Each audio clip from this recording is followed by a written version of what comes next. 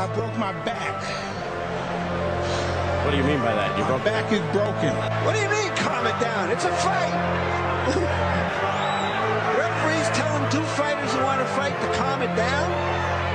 He should calm down. I saw he's like a clown in his show, man. He's not your guy.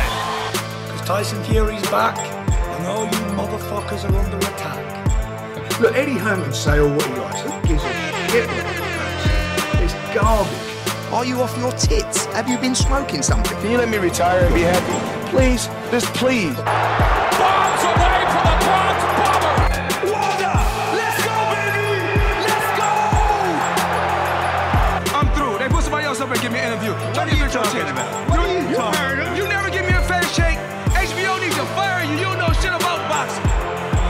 You ain't shit. You're not shit. I wish I was 50 years younger and I'd kick your ass. I got drunk, man. Are you kidding? No, you won the fight. OMG, I am so excited. Any of you radio personalities think you want smoke? Call me Mr. Chimney. I want smoke. Yes. What is up? MCR family. Another daily edition of the show live on YouTube, obviously podcast from iTunes, Spotify, iHeartRadio, etc. Smash the like button, share the show, subscribe, listen on that podcast form, drop that 5-star review wherever you're listening. And obviously, I'm Matt the Hipster Hunter. Find me at Matt Hunter, MCR, all platforms. And today, we usually do Wednesdays, our preview show. Like usually, we're going to preview the weekend's action. We're going to push it off for tomorrow, just because we didn't have a boxing show yesterday. We have some relatively big news stories to get to. Even on the last boxing show, we didn't get to all the stories we wanted to. So that's why we're doing it, just for a little bit of housekeeping news for all those out there. So tomorrow, call in to give your predictions and previews to Keith Thurman versus Lopez in that card. I believe there's another boxing card this weekend. I just escaped my mind, but digressing. Today we're going to be discussing, obviously, the Broner-Pacquiao pay-per-view numbers, which came out to be around 400,000, allegedly, according to Mike Coppinger. And I got to say, that's not bad. I predicted it to be a little bit more than that, but this is definitely a successful number, which we're going to break down and get to. Dillian Whyte's new offer of over £4 million. Is that hashtag fake news? I don't know. We're going to get to it, obviously, with my main man, Mr. Robbie Hearns himself. And we have a litany of other news to get to in topics. So strap in, call in, 323-870-4051. If you're international, email me, mixedcombatradio@gmail.com to get the free international and permanent calling link. Or call in via Skype, add Mixed Combat Radio on Skype, and you can call in internationally as well. But like I said, joined by Mr. Robbie Hearns himself, the lesser of the co-hosts, so to speak. But how are you doing there, Rob? How's the UK out there? Is it chilly? How are you doing? Yeah, it's all right. Yeah, a bit cold today. Obviously, I'm sorry to the viewing public. You got the ugly one today. Yeah. Matt's little man crush is obviously much better looking, but I'll get over it relatively quickly. You came in such low energy right there. Yeah, hey, yeah. What's that? No, good to be here. Obviously, also other news: Demetrius Andrade and Billy Joe Saunders been ordered by the WBO. So I'm sure we're looking at a purse bid situation, and a purse bid situation that looks like might not be happening. The Josh Warrington and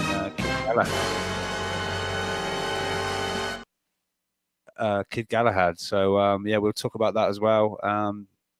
Just some other little bits and bobs to tell you at the end. I'm sure you're all over it. I know you guys are, usually telling us what's happening, but we'll obviously talk about it and see what's up. But hit that thumbs up on your way in, on your way out, or during this when you do get round to listening to it.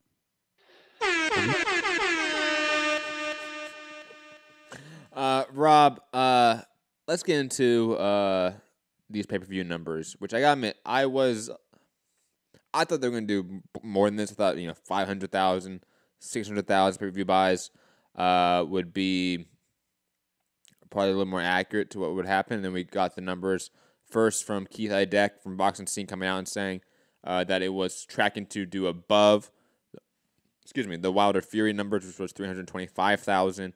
And then Mike Coppinger came out, I believe, either around the same time or or roughly right after that, and said that sources Pacquiao Broner pay-per-view numbers tracking at over 400,000. More will be clear later this week, but if third numbers hold up, that's a commercial success for PBC and Showtime. Manny still a draw. First off, Rob, I want to get your sort of quick thoughts about this. These numbers, good numbers, bad numbers, adequate numbers. What are you thinking here? Yeah, I'm not like massively blown away by it, but I think they're okay. I don't want to say it's I don't know like an absolutely raging success, but I think a lot of people going into it against Broner, kind of look. It was that to me. It's that obvious that even I got it right. I even said a unanimous decision, right? Mm-hmm. So, I think people knew what this was, and I don't feel it got. I mean, massive promotion, like a real big, massive push behind it.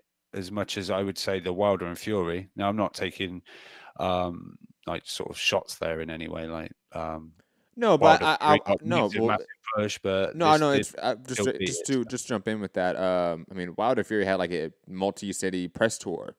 Broner Pacquiao maybe had a 2-city press tour, and that's about it. And it wasn't pushed as much. There wasn't the marketing budget of a Wilder Fury fight in Pacquiao Broner. Now, of course, Pacquiao Broner is probably going to do more, and it looking like it is going to do more than Wilder Fury, purely due to name value. I mean, Fury is not a Pacquiao or Broner, just to put that very clearly. And Wilder, you can argue, is not even a Broner or Pacquiao. You might argue that he's above a Broner in terms of star power, but there's clearly no Pacquiao in that equation. Let's look at the guarantee purse of everyone involved in that sort of for the two fights we're talking about. Sorry, you can jump in. No, it's good. Yeah, I agree. I mean, Pacquiao's got a long history of pay-per-views behind him, and maybe, like I said, Broner was in some way like an issue for people. Like, we know what this is. Broner doesn't let his hands go. This is, welcome to PPC, Manny Pacquiao kind of thing. Or also at 41, whatever.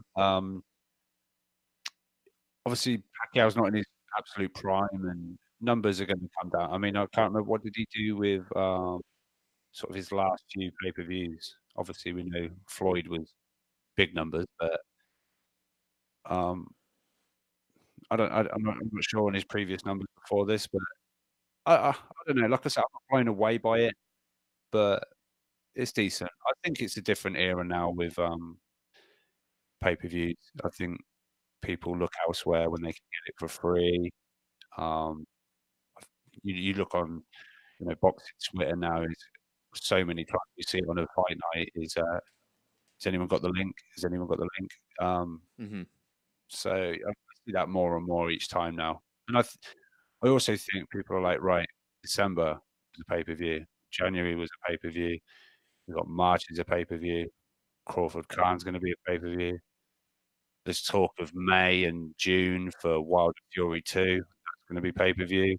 It's looking like one a month, It's like pick and choose which one you actually want to pay for. I don't know. But, it's obviously generated a lot of money. I know I guess the break-even point for this fight would be, different to the Wilder Fury, just purely on the guaranteed purses. True. No, you're definitely right about that. Don't get me wrong. And Rob, can you do me a favor? There seems to be audio snobber here, right? There seems to be like some sort of echo effect. It's not really that prominent, but can you just jump out and jump back in quickly? Okay. That would just make my day. Again, 2 seconds. I think a lot of people expected this to be better because Manny Pacquiao is seen as one of the big pay-per-view stars of his era, right? That Manny Pacquiao is arguably up there with Mayweather, Tyson, Oscar De La Hoya in terms of like pay-per-view drawing power, right, Rob? Like Manny Pacquiao is in that sort of sphere, I would say. Yeah, I guess so. Yeah, he's a legend. still doing it at 40, 41. So yeah, we know what he is, eight division world champion or whatever. Yeah, I'm talking about like the mid 2000s, excuse me, his run, so to speak. He was doing 1 million plus, like time and time again. He is a massive draw in a legacy standpoint, and I think people people then, obviously me included, think, okay, now you package him with a Broner, who's one of the bigger stars of that generation in boxing right now. He may not have the pay-per-view numbers to back it, but he definitely has the TV numbers to back it. Definitely has the internet traffic, so to speak, to back it. So I think people expected this to do more. That's just, I think this is very good for the new average. Marcus Bennett in the chat saying that this is bad or alluding to that because UFC numbers are very well. They're doing fine. Why is boxing not doing fine? I highly disagree with that premise. UFC pay-per-views on average have dropped going for, I should say the median. The median has dropped by far in the last few years. What are you talking about? In 2016, 17, and 18, we had consecutive pay-per-views that did the lowest number of the Zuffa era. Like, honestly, like that is, since the year 2000, 2016, 2017, 2018, we hit new lows each year in pay-per-view numbers in the UFC. So pay-per-views overall has dropped. Like, that's just without a doubt. There's a reason why Bob Arum, with his archaic thinking and business mentality, thought a Crawford Postal pay-per-view was going to do decent in the age that I think a lot of people were sort of realizing that, no, the pay-per-view era is shifting. Yes, the few stars are going to always do well. The Conor McGregors, the John Jones, even the Manny Pacquiao's in a way. Like Manny Pacquiao versus Adrien Broner is a successful pay-per-view. Did $30 million in pure revenue. The equivalent to that in the UK would be like a 1.5 million pay-per-view buy rate for a UK boxing fight. So it did well. But the old idea that, it's going to break 1 million, guaranteed, that's been gone for a while. And when's the last Pacquiao fight to do over 1 million? It was maybe Mayweather, right? I think that was it. And if you go before that, it's going to take you even a longer time probably to find one. The Jesse Vargas one did around 320,000, 350,000. The one with Brandon Rios did very low as well. Marcus Bent saying GSP. GSP is a gigantic pay-per-view draw, homie. Like, you don't understand it. Like, you're comparing people that were in that era that were the Mayweathers. Like, GSP is in the UFC was always breaking 1 million. He always hit that number. Come on. This is ridiculous. But digressing. I think this is an adequate number. And again, I've always talked about this is not just the number off of this fight and off of the few pay-per-views we have right now isn't really necessarily about these individual pay-per-views and them being successful. It's about a trend. Can PBC, can Showtime, can Fox look at this run of pay-per-views and say they were successful? We can keep doing that. That, I think, is the major question. And right now, it keeps looking like we're going to see more and more fights that are pay-per-view in the PBC umbrella. Like, I don't know how Heyman and company can't look at this and say, okay, Pacquiao versus Danny Garcia, Pacquiao versus Sean Porter, Pacquiao versus Keith Thurman, Pacquiao versus Earl Spence, all pay-per-view.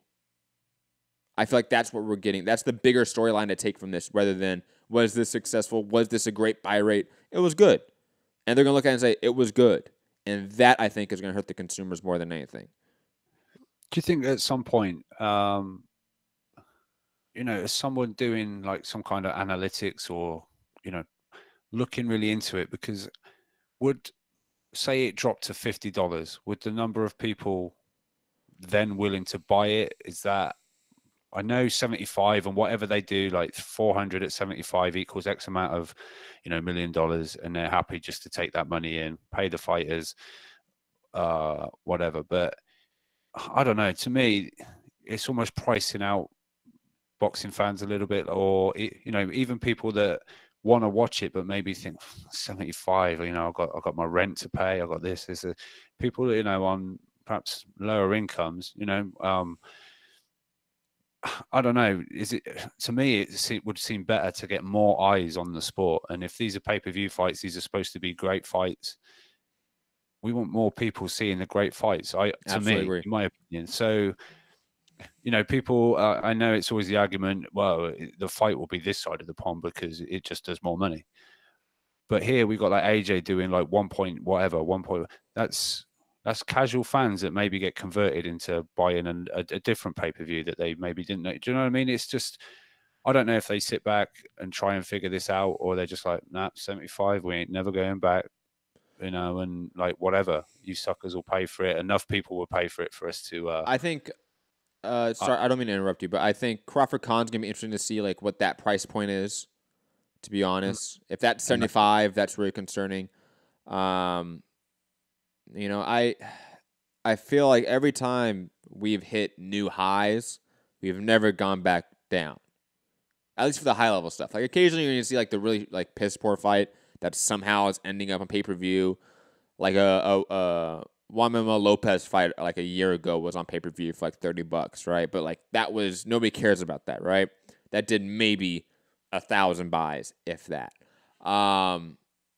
The big ones, once they hit that price point of a certain dollar amount, it doesn't drop. That's why Mayweather McGregor, for example, was still $100 because Mayweather Pacquiao was. So Mayweather Pacquiao 2, I guarantee you is going to be $100. I guarantee you Spence Garcia is going to be 75. Why? Because the price point, from my understanding, from my knowledge on the pay-per-view industry, those things just don't drop. Now, we have had occasional experiments, air quotes, experiments, with like the Tiger Woods Phil Mickelson pay-per-view, right? Which was like $10 a pop, and that did 1 million buys. If that was $75, would that do 1 million buys? But again, we're talking about theoretical at that point. Like we really don't have statistics to go back on like you want and like I want, to be honest, that we can look at and say, hey, look, if you have this fight at this price point or this fight at this price point, you're going to get diametrically different buy rates. We don't have that. At least in the public record, we don't have that information. I mean, for me, like Coach Mid has brought it up in the chat. ITV did some pay-per-views at £10. Like he said in there, I lost it. Eubank Jr. versus Quinlan was £10. Yes. Now we're getting DeGale Eubank on ITV box office, and that's been priced at $19.95. Yes. I think that's going to take a massive hit. Even though you guys will think, what, at £20? Why are you grumbling? But this is what we're used to. So, time out. I understand your point, but a couple things very quickly. ITV's first pay-per-view was $10, right? The market standard in the UK is 25, right? £25 for like Sky Sports pay-per-views. 20. Is it 20? Okay. So them going to the market standard is not crazy. And they will never go back down to $10 or £10. I'm just telling you that right now. You're 100% right, in my opinion, that DeGale Eubank will take a hit. But let's be honest. They're going to look at the gross revenue from a DeGale Eubank fight compared to a Eubank Quinlan fight, and it's going to be it's going to be exponentially bigger. It is. Like, God knows what that buy rate was for a Quinlan fight. Even at $20, even at the double the price point, they're going to make double or triple the revenue. So ITV is not going to care about that sentiment, even though you are 100% right. The consumers aren't going to be happy here, and the consumers are always the one that get ripped off in the pay-per-view era. Yeah, I don't know. I just do not see DeGale Eubank doing anything great numbers-wise. I think this is going to bomb. It's going to do better than, I guarantee it's going to do better than Warrington Frampton. Well, we need to know those numbers. Oh, we never know those numbers. Frank ain't releasing them numbers when it went up against Whyte and Chisora too. So I don't know. People in the chat saying, yeah, it's still cheap, but we've had them at like 10, and this ain't a great fight. This is, I don't know. Again, the consumer should never make excuses for the corporations to screw yourself over. Like, think about it. Like, that's the biggest level of scab I can imagine. It's just be on this YouTube chat and to make excuses for why corporations should be doing absurd things to rip money out of your check, out of your pocket. Come on. Yeah. Let's be honest. When these fights could be on TV and be supported by ad revenue and gate and international distribution, they can be. Personally, I think as far as this DeGale Eubank fight, Al Heyman with this PBC UK thing going on missed a real trick. If he really wanted to say, UK public, here you go, this should have been on like ITV, just free ITV, you know? Maybe DeGale and Eubank demanded X amount of money to make the fight, and the only way to do that was to try and do this on pay-per-view, but I think it's going to do such shitty numbers. But you guys just paid $75. Yes, it was at like stupid o'clock in the morning, but we just got Pacquiao Broner for free on ITV4. We're getting Thurman. I know you guys aren't paying for Thurman, but we're getting Thurman. I think we're going to get all the American fights on ITV4 for free. Well, yeah, we are. I mean, that's what they said in the deal. It's not about thinking. I mean, as far as that, you guys aren't going to say, "Oh, Spence Garcia is a pay-per-view here. It's also a pay-per-view over there." All of a sudden, But all I'm saying is, we're getting charged for the shittiest fight, which is yes, our own fighters. But well, that's why. You just come on, it's self-explanatory. You know why? I get it, but it's just I don't know. I think they missed a trick. This should have been like PBC UK deal. Welcome ITV, the biggest sort of viewing audience in the UK or close to it. If it's not BBC, then it's ITV. And no, it's behind the table. I'll be honest. I can almost guarantee you it will be successful. I think you're right. I hope to God it isn't. But I kind of hope to God that these last two pay-per-views over here weren't successful. So that PBC and Showtime and Fox can go, hey, look, let's fucking stop doing pay-per-views right here. Because that would be the best thing for the consumers. But that's not what we're getting over here. We're getting a resurgence in pay-per-view in a way, maybe. So I don't know. I'm highly doubtful of the consumers, especially the boxing consumer, not shelling out cash for fights involving names. We have proven time and time again we will sacrifice substance for name value and pay out a lot of money for it, comparative to most sporting fans. So, God, DeGale Eubank, yeah, that one's doing. I'm not saying it's going to do like insane numbers, but it's going to do 150, 200. No way. Yes, it's going to do a little bit less than half of what like fights like Whyte Parker did. Because that did what, like 400,000, right? That was around that, but yeah, this one's doing 150, 200, easy. No way, easy.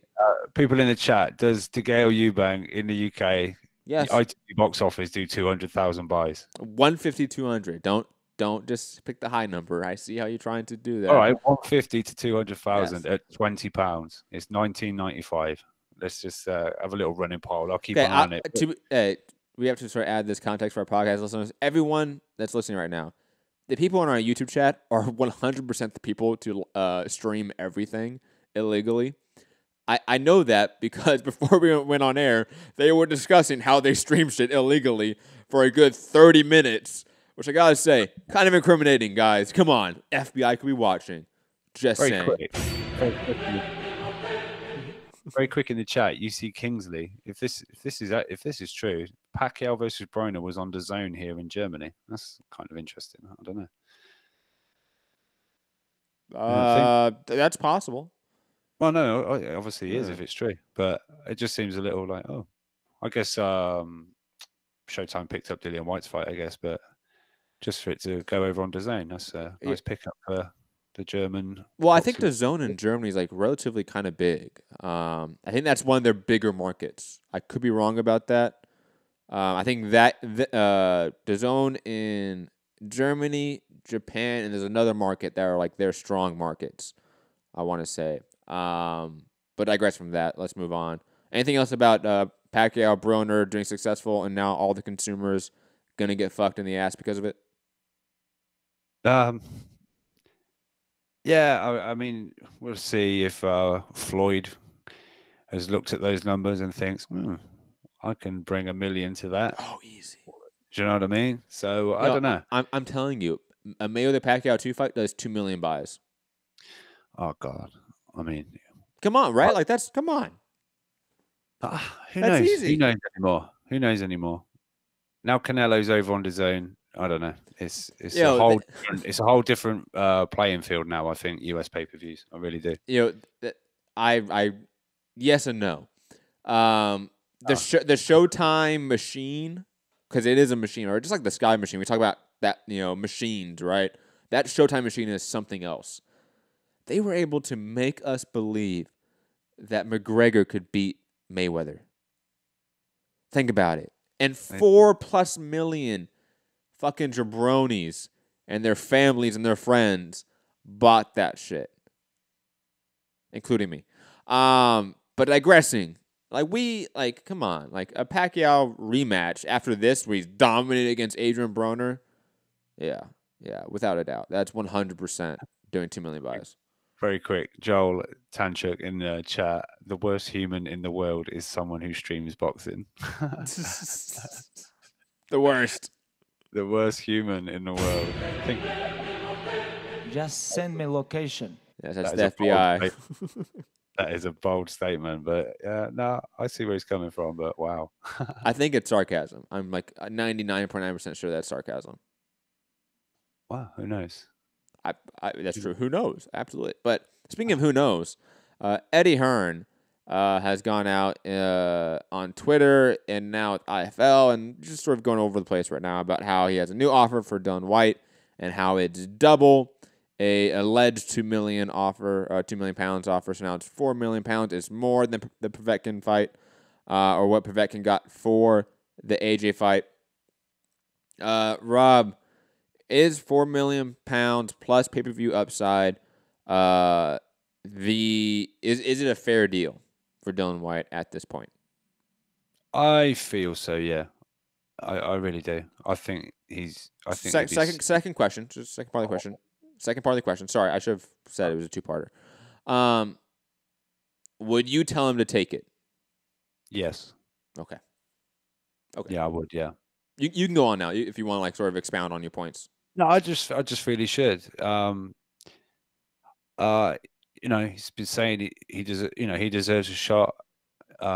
Everyone thinks he deserves a shot, and he's got a shot for what I don't think is, crappy money. I don't think that's a terrible offer. I really think he should take it. I noticed, I think it's on his Instagram, he's got the clip of Wilder saying, I think Dillian's made the coming over, making the right decision, and blah blah blah. And he's sort of saying, I'm gonna be chasing you down, and it's sort of like he's fixated on Wilder. I'm not saying that's a bad thing. I guess it's the WBC champion, but I don't know. You can go into that fight with a lot of leverage if you go off the back of beating Anthony Joshua. I'm not sure. I won't jump in here because that's sort of where I wanted my angle. Because I think you're largely right. Right now, as it stands, is a 4 million pounds, roughly around $6 million US offer plus pay-per-view upside. A fair offer for a voluntary defense, a guy like Dillian Whyte who's definitely worked up towards this path and towards this opportunity. Absolutely. At this point in time, right now, it's Wednesday? What's the date today? The 23rd of 2019. But, follow me here, guys. Follow me here, okay? We have seen recently, of course, Dillian Whyte in attendance from Pacquiao Broner. He even ran up on Deontay Wilder and got in his face with this phone camera, talking that greasy shit. I loved it. We always talk about leverage, right? We talk about leverage a lot with negotiation. What would his offer be if Dillian Whyte was to somehow sneak in there before Tyson Fury and get a Deontay Wilder fight next and beat him? How much would he get? Would it be double the offer? Would it be triple the offer? And how much would that offer be for an AJ fight if he were to beat Deontay Wilder? Well, I don't know. I guess he'd be looking at maybe like the 60-40 or something. I don't know. The same as Wilder's been offered. I'll be honest. I'm 100% trolling, but because I largely agree with everything Rob's saying, and I don't think Whyte is going to fight Wilder before Tyson Fury. I don't think this conspiracy happens, but I just will say this: in a like fantasy world, if you're Dillian Whyte, that's how I would do it. To be honest, is I would try to fight Wilder, get a belt, because then the big money fight with AJ. It's not just 4 million pounds plus pay-per-view. It's 10 million pounds plus pay-per-view. Wait. I thought all the big money fights were in America. So isn't he better to win all the bouts off AJ in a big money fight? Good rebuttal. Have three bouts and go that side and say, let's get it on and be the A side in America. I'll put it this way. I think in the fantasy world you speak, you are probably right, but because you probably are right. If Dillian Whyte was to beat AJ and collect 3 belts, like his brand, his presence, his star power, it skyrockets in my opinion, right? So I don't doubt that happens, but I haven't seen it, right? So it's hard for me. I'm thinking like. It's hard to put my mind frame of a Wilder Whyte fight right now in 2019 as this mega fight with Whyte having 3 belts. Those are 2 very different fights, right? In terms of magnitude, in terms of push, you know what I mean? So it's hard for me to sort of wrap my mind about around a potential Wilder Whyte fight after that scenario. But I think you're largely right that if that were to happen, it would be a gigantic fight. I think. Fantasy world. I think if Whyte were to beat AJ, he would probably be the better foil for Wilder. I might be wrong on that. And this is totally just me thinking right now, but like I've wanted to see those 2 guys in a press conference together, bickering at each other for years now, right? Same way like I want to see AJ and Big Baby in a press conference together, bickering at each other for years now. I don't know. I think Whyte, here's the great thing about Dillian Whyte right now. He has so many options. He's going to make a ton of money in his career. And even if he loses these fights, he can always bounce back because it is Dillian Whyte. Long story short, I think Rob is largely right here with a lot of things he says, and that does pain me to say. I will admit that. But, I mean, even us ugly people get it right every now and then. You're never gonna let me live that down. I love it. But yeah, don't just skirt by it that Eddie Hearn did say he spoke to Dillian last night, and Whyte did say actually that he's happy with Matchroom, happy at Sky, happy to be a Matchroom fighter. I'll play that clip right now because this is a short one. Dillian Whyte has been on a fight-by-fight deal with us from day one. We've done a great job. We're extremely loyal. We've worked very hard for him. I think he's very happy. We had that conversation last night. He says, I'm very happy. I'm Sky and Matchroom fighter. But he likes to sort of just, create a few bits of noises. I understand. So, yeah. I mean, Dillian Whyte's going to stay with Eddie because why would he leave Eddie right now? Like it would just make 0 sense. The Sky, machine has pushed on Whyte heavily. And he's one of the bigger pay-per-view draws in UK history. You can make that argument, and it's not a laughable argument at all. He lost to AJ, right? Brutally knocked out. We saw his eyes rolling around the back of his head, laid against the ropes. But they picked him up after that fight and got him another fight, and then another fight. It wasn't like that's another one dealt with, on to the next one, and who was that guy? It was. The story is Whyte rocked AJ, and that was obviously, this maybe he's got something we can work with him. So, I don't know. I don't see why he would move away. I know there's talk of, maybe the WBC might call for Whyte Brazil in some kind of interim thing or for the mandatory position. But why would Brazil take that fight? He's the mandatory anyway, right? So, or they will call that after the Wilder fight, I guess, a Wilder Fury fight. Yeah, I agree. Ready to move on? Yeah, sure. Moving on, Canelo Jacobs, a topic that was in a title, I think, on like a Monday show this week, and we just totally forgot to talk about. I think because we had a caller call in that just made me want to leave the show ASAP. Digressing from that point, there is a rehydration clause in the Canelo Jacobs contract, a 10-pound limit, and the second weigh-in will be at 8 a.m. on Saturday morning of the fight. Rob, how much of a deal is this for a guy like Jacobs who does cut a lot of weight, who does, I think, balloon up maybe to like closer to 180? Or is this largely going to be a overblown sort of contract stipulation that isn't really going to affect either one in the ring? Well, obviously, being the IBF, they usually have that 10-pound limit anyway, but obviously with unifications, they scrap that. But they're just obviously bringing that in just stop Jacobs, like you say, ballooning up so big and getting so heavy and whatever. But he obviously done it for the Derevchenko fight, weighed in the next morning because it was for the IBF title. So I don't see it being an issue. I just think it's a little concern on Canelo's part that he's not going to be massive in there, because I think, I mean, I don't know what you think, but to me, from the difference in Canelo from the first fight to the second fight as regarding the Triple Gs, he looked, to me, he looked a lot almost like smaller second time round.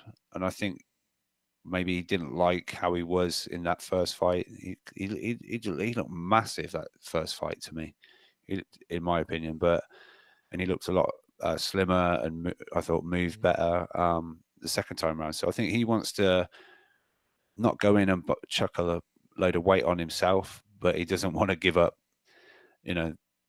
that advantage to Jacobs. So, Jacobs, you want this big money fight? You better play by my rules, don't go getting too big on me. So, although he can, it's just going to cost him a lot of his purse, right? Well, here's the thing, like, I think this really doesn't matter because Canelo also cuts like a massive amount of weight. So this doesn't really affect or hurt either one. I think this is just sort of a side flex, like I'm just going to add this weight stipulation, this rehydration clause, just because with the hefty fines. I think it's like several $100,000, like $300,000 per pound that they missed or something like that. I think that's just an A-side flex, to be honest. And there's really no actual bite behind that bark, so to speak. Yeah. No, I agree. I think it's, like I said, I just feel Canelo's side doing their, they're standing by their guy and say, you want this fight, you do what we want, I just don't want him getting out of control too big, because they can obviously weigh in. It's like 8 a.m. in the morning, and then they go and bung a load of weight on anyway. I don't know how much they could put on in, like 10 hours or whatever. I don't know what's kind of possible, but yeah, just like you say, A-side sort of flexing and. Well, obviously he's gonna gain 10 pounds within around 12 hours or so, right? Because they weigh in around, let's say, noonish, right, on Friday, 8 a.m. noonish, next day, 12 hours, 24 hours. Math is hard. And he's gonna weigh at 10 pounds more. I think 8 a.m. to what the fight's gonna be at 8 p.m. 9 p.m., right? So another 12 hours of time, 24 hours. Again, math is hard. I think he's going to be nearly 180 still. Like this doesn't really affect him. That's why I think rehydration clauses are largely overrated, because it's not like you have to weigh in the ring at that weight. It's, you have to weigh in the next morning that weight. Okay, I still have another full day of eating, drinking, whatever I want to gain the weight back. Yeah, it's basically skip breakfast, fight morning, weigh in, and then, straight to the drive-through, I guess. But I don't know. But yeah, if he really wanted to pull some A side, maybe he could have said, "Look, this is a 165, but you've got to come in at 147." and there's a rehydration course. I guess that's super A-side tactics. But yeah, no, I don't see this being a big issue. Like I say, Jacob's done it in his last fight to win the title, so exactly, not a problem. Absolutely. I think this is all based off the Triple G. You know how he wasn't it something like that when they say Dan is asleep right now, we don't want to wake him. He's not going to make the weigh in. You know, and he came in like a fucking monster and basically forfeited the IBF opportunity and just went for the other bouts that Triple G had at the time. So I think it's just off that. It's almost like a big story of the time. Like, do you remember Jacobs against Triple G? You know, he didn't weigh in and this, that, and the other. So I think that's all this is. I absolutely agree with that. Speaking of all this is. WO ordering Andrade versus Saunders. This is what it is, man. I know. I think some fans that had a different worldview than me when it comes to PED regulation are going to be upset about Saunders getting this shot, having the suspension being lifted, and getting this opportunity for his belt back.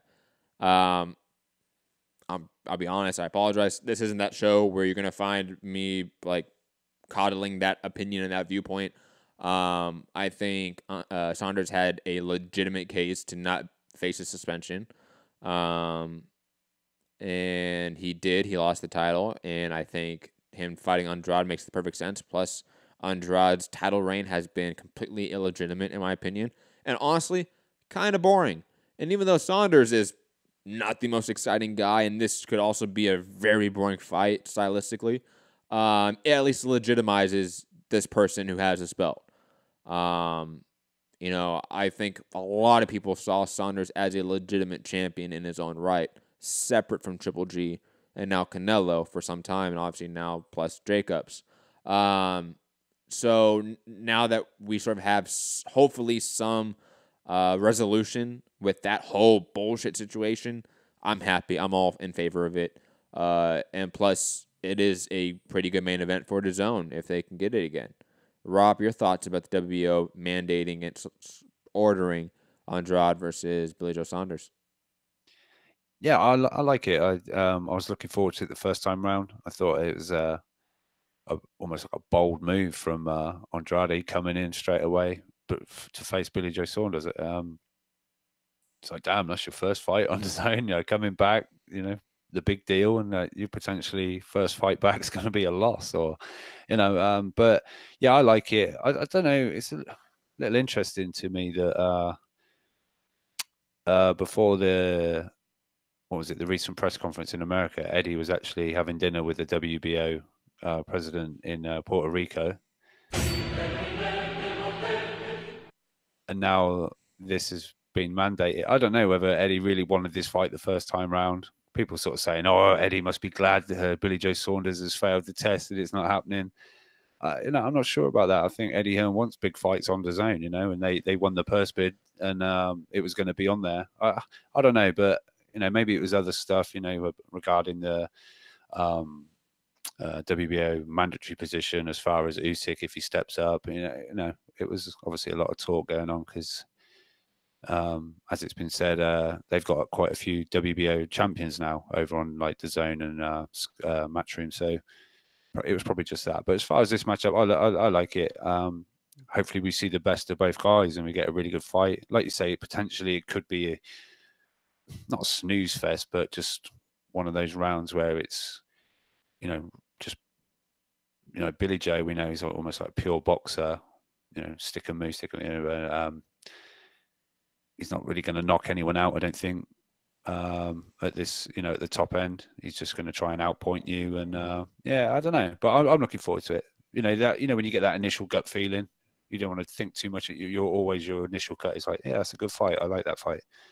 And hopefully, it's a big opportunity for both guys.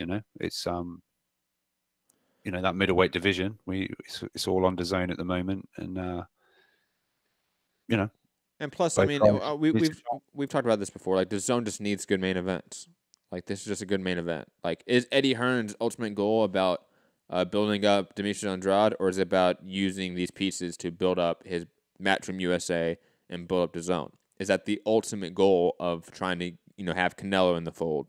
Is it the ultimate goal, of signing Usyk, signing Andrade, getting Jacobs? Is it really to catapult their careers or use them, and not a, malicious way? This is just how businesses run, right? This is just a immoral thing that happens, right?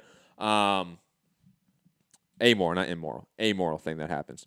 I don't know, because I don't know, for example, what's Andrade's deal with Matchroom USA? Is it a 3-fight deal? Is it a 5-fight deal?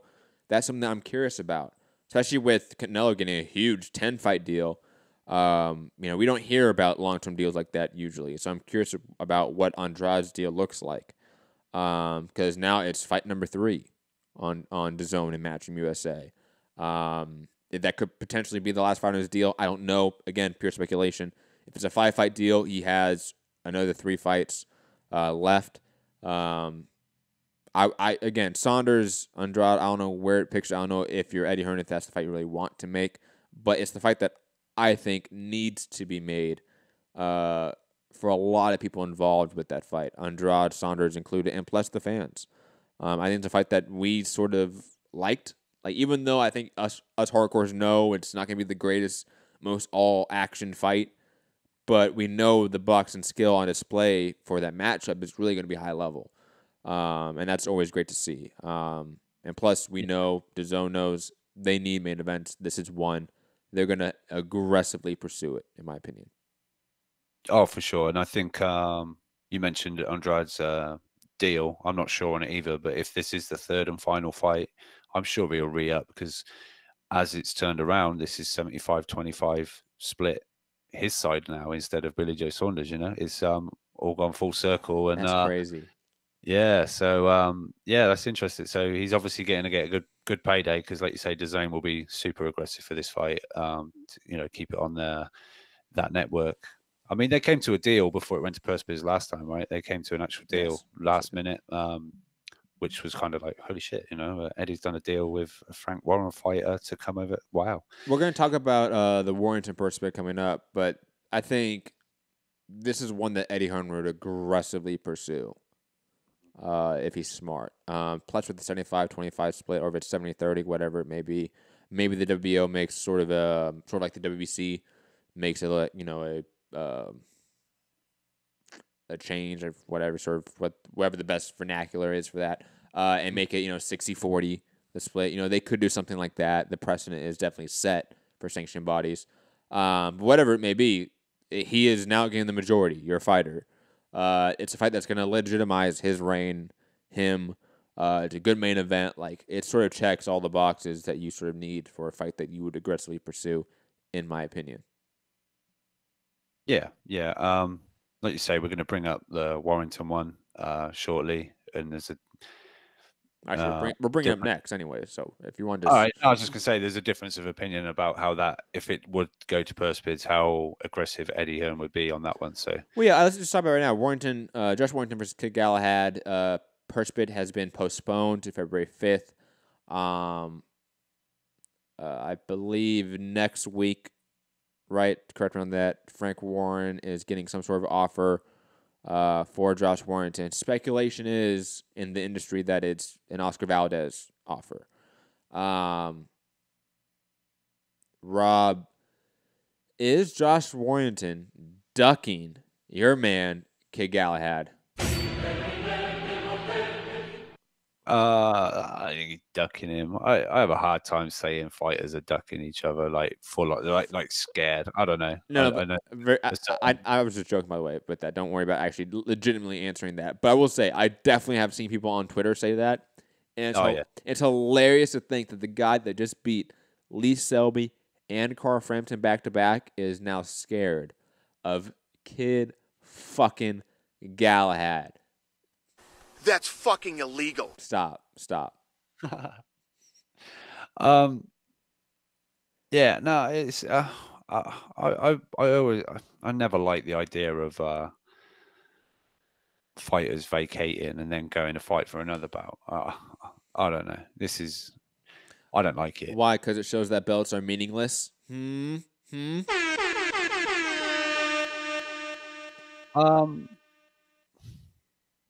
you know, if you want, but don't grow up as a child or a young boxer saying you want to be a world champion one day. Don't keep saying I want to fight the best. I want to win world titles. Oh, hold on. You almost slipped right there, didn't you? You almost slipped. What? When you said, well, if you want to fight the best, well, if you want to fight the best, Kid Galahad's not the best, right? Yeah. So just for argument, I'm playing devil's advocate. Just let me play devil's advocate. If Josh Warrington is saying, look, I'm gonna go fight another champion because Kid Galahad is somebody that has never fought a top 10 opponent. He's somebody that is not on my radar. He's not deserving of a shot against me. I can drop this belt. Why? Because I'm going to go fight the best. That's what matters. He's his mandatory, so he does deserve a shot. Not all mandatories deserve it.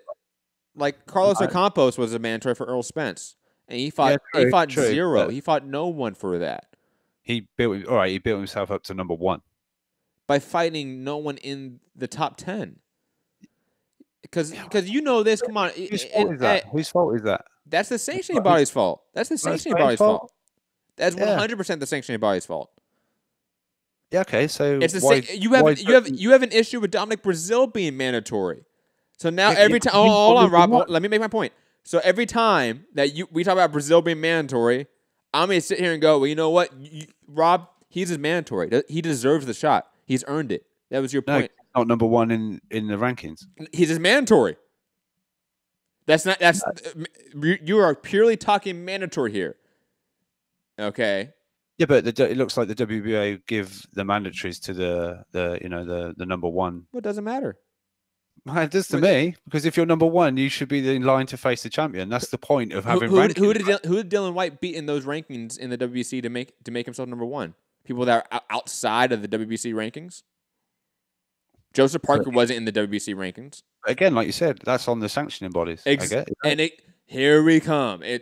Again, the sanctioning body should be the one that we have an issue with. If we're talking about mandatories and them not deserving it. Josh Warrington, I'm not blaming Kid Galahad.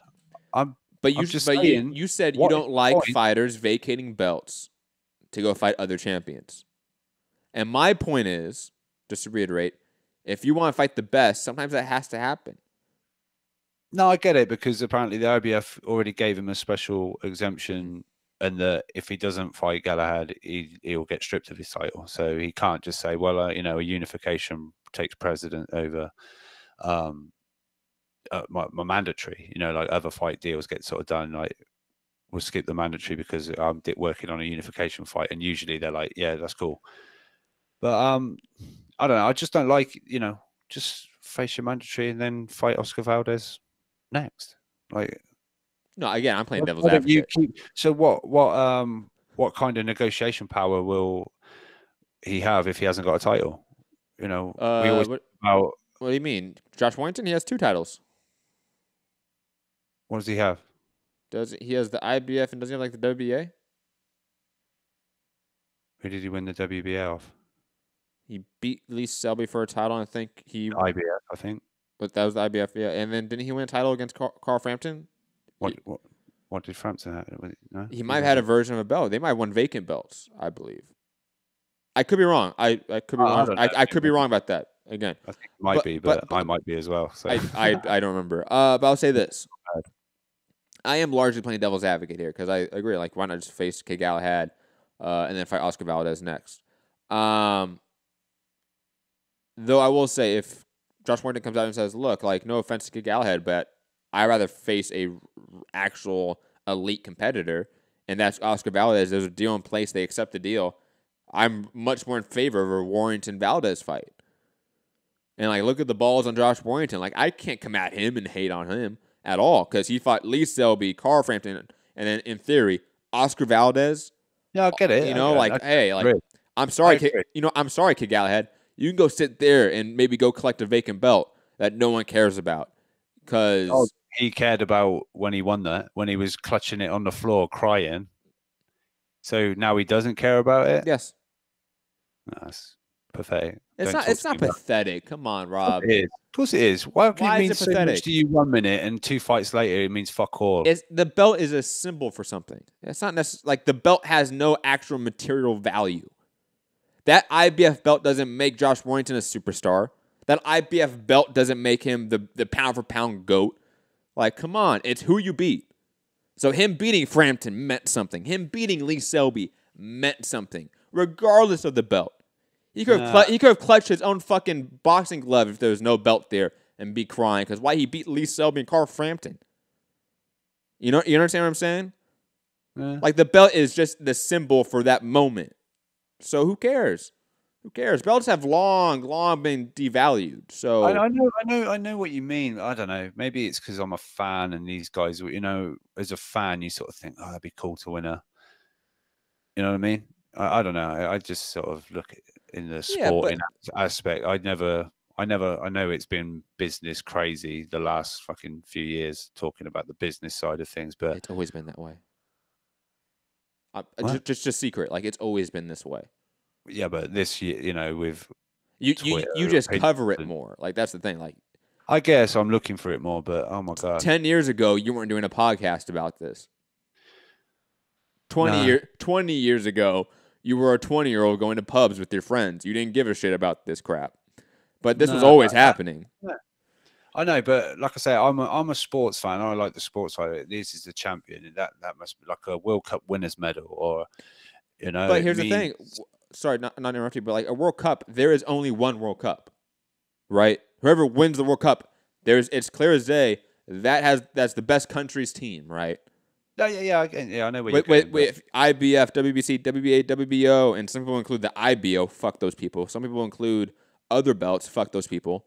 Let's be honest here. Like, those belts are meaningless in some way. It's about who you beat. So if Warrington, regardless of belts, he could have 0 belts. He could vacate them all right after he beats all these people.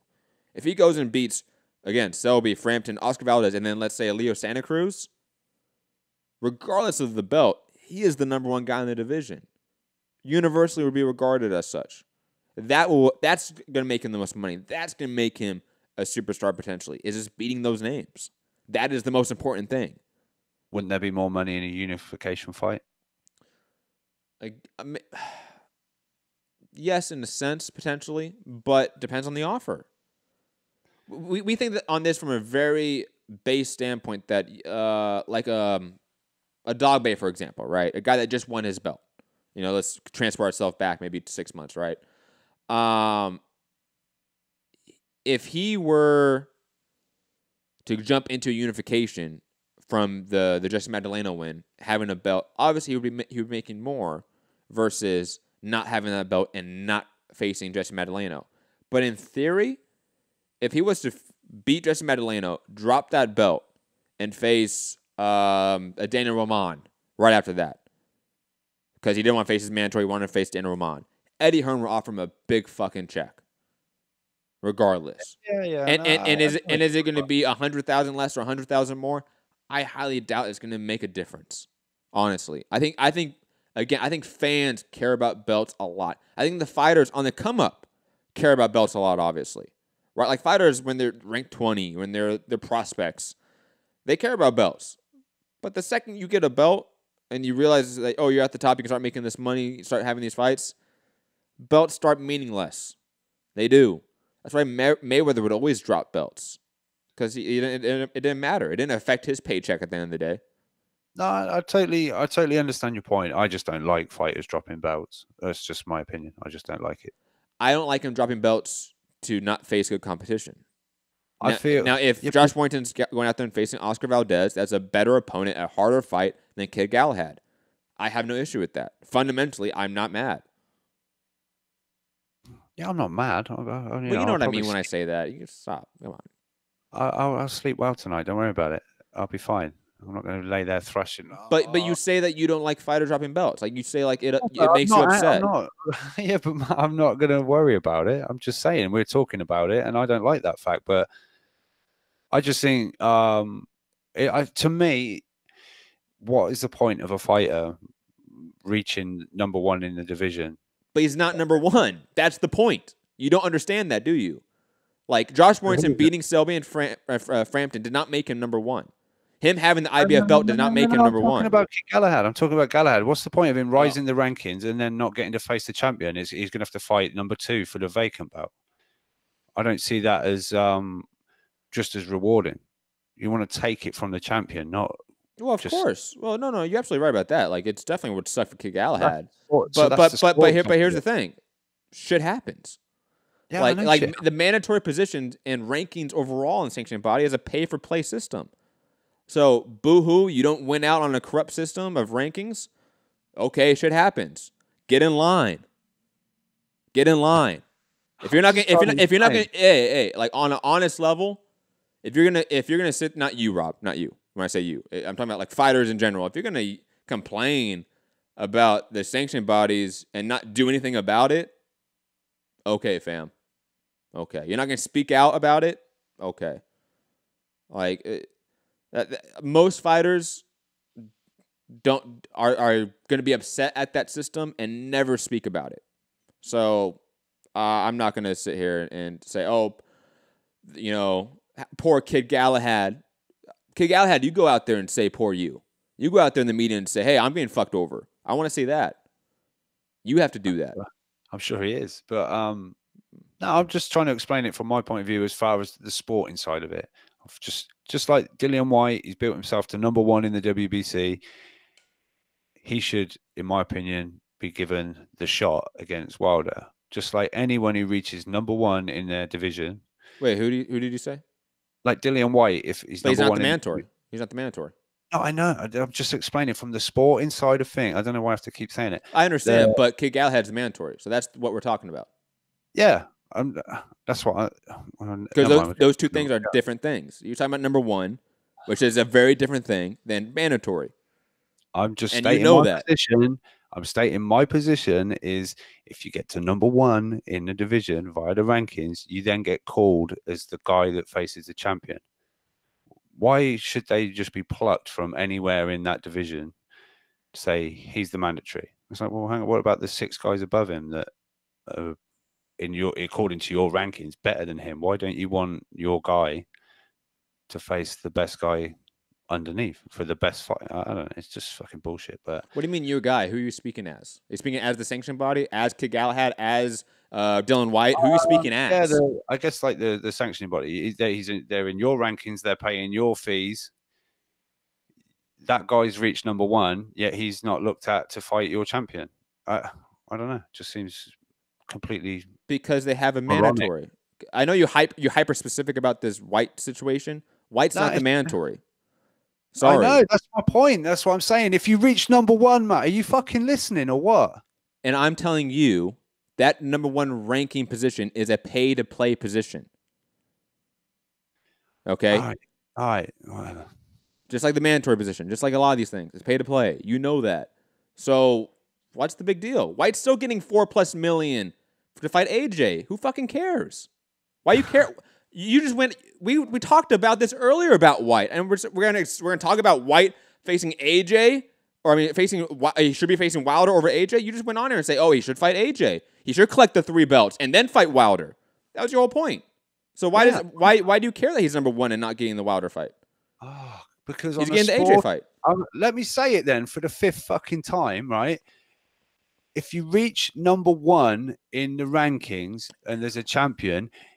On a sporting sense, as far as he's built his way up there, Rob. I'm gonna cut you off again because Rob, because you don't understand this. How do you get to number 1 position in other sports? You have a schedule, you face teams, you have a standing, right? That's how you do it. That doesn't happen in boxing. Rob, do you not understand that? Like there's no clear like, oh, I faced this team on Sunday, I faced this team on Thursday. If I beat this guy and this team and this team, I'm now ranked this way. That doesn't work. Do you understand what I'm saying now? That yes, in a sporting sense, if you're number 1, you deserve this. But in a sporting sense, that doesn't even exist. There's no direct path to get into number 1. There's no set guideline on how to get to number 1. That does not exist. You know that. That's my point.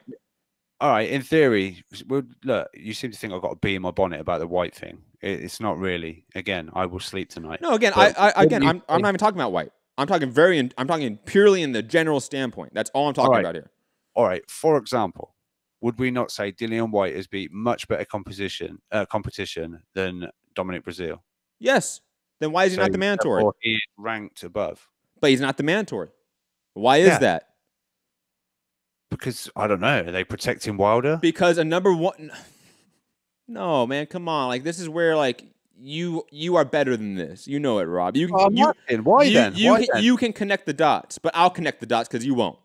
It's Why cool. is Breazeale preferred by the WBC over the three that are above him in the rankings currently? It's not preferred. Well, why is he getting it? Why is he was rewarded that mandatory status because his team paid for it, just like you pay for number one ranking, just like Eddie Hearn paid for Dillian Whyte to be in the number one ranking. Who were Breazeale's team? Al Heyman, PBC. All right. Okay. No, it's fine. You said the WBC were protecting him. Are those the same thing now? Well, yeah, because I'm pretty sure. Wait, hold on. WBC and Al Heyman are the same thing? Are you? Doesn't Al have Wilder and he wants to keep Wilder there so he can throw in fucking Breazeale? I don't fucking know. It's all just. So wait. You think Al Heyman like owns WBC? Like what's your thinking here? I don't know, owns them, but if you can pay to get a guy as mandatory, yeah, just like Eddie can. Just like Eddie can, bro. Like, it's the same thing, back and forth. I'll tell you this. Mauricio Suleiman could give two rats' ass about Al Heyman, Eddie Hearn, Oscar De La Hoya, whoever these people are. What he cares about is that 3% sanctioning fee. Right? We've talked about this, right? That's why Canelo, the Stars, AJ, Wilder, that's why people that make money for the sanctioning bodies get preferential treatment. You know this and I know this. Right? Yeah. Okay. Right. So overall, that's why, in a general standpoint, I know you want to keep talking about PBC and Heyman and Whyte because let me finish. Because your listeners love that. The UK fanboys love that narrative. I understand it. I don't care about that. I think there's a bigger issue here. Is because up and down all these divisions, all the sanctioning bodies, that is prevalent. That is an issue. It's not just isolated to Whyte, Wilder, and Heyman, and Eddie. It's not just isolated to the heavyweight division. It isn't. Right? Am I wrong about that? I don't know. I was just trying to explain to you that I feel on a sporting... Look, you've never let me finish it once. On a sporting level, let's just fucking move on. I'm bored now. No, but Rob, I'm telling you, that doesn't exist. You're not going to have to make me understand, Matt. I don't agree that if people are ranked and it's based off he beat that guy, that doesn't exist. That doesn't exist. That's what I'm telling you, Rob. The traditional standings and not rankings, but standings in other sports and how you get to number one, how you get to the championship doesn't exist in boxing. That's an issue. Do you not understand? Like, I'm semi-agreeing with you here, Rob.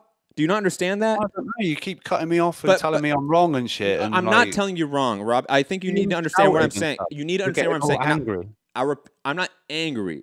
I'm just animated. Those are two very different things. And you know me. Right. This is a podcast. If you're upset with me, hold on. If you're upset with me being animated on podcasts, why the fuck are you listening? Secondly, Rob, that wasn't to you. That was to like people listening more. Rob, I understand from a sporting aspect. If you beat this guy and this guy, you should be moved up the ranking, right? And then when you get to the number one, you should get that opportunity and fight for the championship. I understand that. I agree with that. But that's not reality. That is fantasy. Because the sanction bodies and how the ranking bodies work is not that. That is my point. So when we talk about, Kid Galahad in a sporting sense, he deserves the shot against Josh Warrington, I'm like, yeah, in a perfect world, yeah. But that doesn't exist. That's my point. I hope you understand. Same with Whyte or same with Breazeale, because Breazeale is still getting screwed over, right? Because think about it, Breazeale, if he had a mandatory shot when he had that mandatory status a year and a half ago, we wouldn't still be talking about it. But he doesn't. Why? Because they don't care about Breazeale. They don't. They care about Wilder. They care about a Tyson Fury fight more. That's why that got ordered, because that's going to make them more money. It's very simple. That's the issue here. is that the money involved makes your point, Rob, obsolete because it just doesn't exist. This would be like Liverpool or Arsenal or these teams paying to get in certain standings, like in a championship league. Like it would be that equivalent, but that doesn't exist in that world. It exists in this world. That's my point. No. All it had to say was, "Yeah, you're right, Rob. It should be like that, but it isn't." And then we could have just. I've been saying that the whole time. No, you haven't. Yes, I have, Rob. You just haven't understood it, which is fine. Fine. All right. Hey, I mean, if you want to be upset, it's cool. We can move on. No, we can move on. Alexander Usyk returning in mid-May. Hey, I mean, Rob, what do you want to say? I made my point. Do you want to counter it? You want to agree with it? No, then you go, well, if you want to be upset, it's fine. I'm not upset. It's always this whole, oh, he's getting emotional. Oh, it's not. Emotional, too late. Damn it. My mouse was all the way over there. I was like, fuck it. But yeah, no, anyways, Kid Galahad, sorry, you're shit out of luck. Oscar Valdez, Josh Warrington, cannot wait. Get hyped. And also, fuck the belts. Who cares? Sanctioning bodies. Why are you guys capping for sanctioning bodies? Come on. There's also, I think, a little bit behind this. I think Frank Warren's not happy about the percentage split because they've just recently changed. It's changed from was it 65-30? It's gone to 65-35, not 75-25 as well. For the Galahad fight, really? Yeah, I think the IBF have just addressed it or something, or for that fight in particular, or like overall moving forward. I'm not sure, but I know Frank Warren's not happy about it, and he's kind of. I think the delay is almost getting lawyers involved or looking at it or whatever as well. That's also part of this. Can you just talk for a second, Rob? My dog's going off. I'm gonna go yell at my dog for a second. That'd be awesome. All right. Let me just jump in with the topic. Alexander Usyk returning mid-May in the U.S. at heavyweight. Rob, I know you have a particular conspiracy theory about this. Go off. Yeah, it's interesting. Usyk coming back, and they're looking at fighting him in America. I mean, I don't know. I think that's an interesting move. But part of me, I don't know what people in our chat would think, but I don't know. I got a sneaky feeling with this Klitschko news banding around that we could get Usyk Klitschko, but again, in the States is kind of a bit weird. I don't know why Usyk is being looked at to fight in America, unless, I mean, what American would he fight? I don't know. For it to make more sense, but would Klitschko? I don't know. I've just got this sneaky suspicion because we know Usyk's kind of going down the Loma route, like line him up, I'll knock him out. Look, sorry, I don't know how much we're talking. Sorry, did I interrupt? No, you came and sat down and talked. Oh, it's fine. Okay. I don't think Klitschko happens for a very clear reason. If they make Klitschko versus Usyk in the U.S., that is one of the stupidest promotional moves you can make, right? You have two Ukrainian boxers with massive Eastern European fan bases, and you decide to put the fight in the U.S., like not even like London or like the U.K. No, the U.S., that doesn't make sense. So, I briefly heard you say like it's in the U.S. What U.S. guys could he fight? I don't know. I was thinking about that. Obviously, like a guy like Brazil has been talked about for some sort of fight forever. And I feel like if he still doesn't get a Wilder fight, he doesn't get a Whyte fight, he doesn't get any of the guy to the top, Usyk might slip in there and become the WBC mandatory. I'm just saying, like, that would be a very smart move by Usyk's part. In my opinion. Current WBC mandatory position, heavyweight in Dominic Brazil's going over to DAZN to fight Usyk. If the money is right, because I would assume Brazil is probably not the most high paid guy on PBC stable.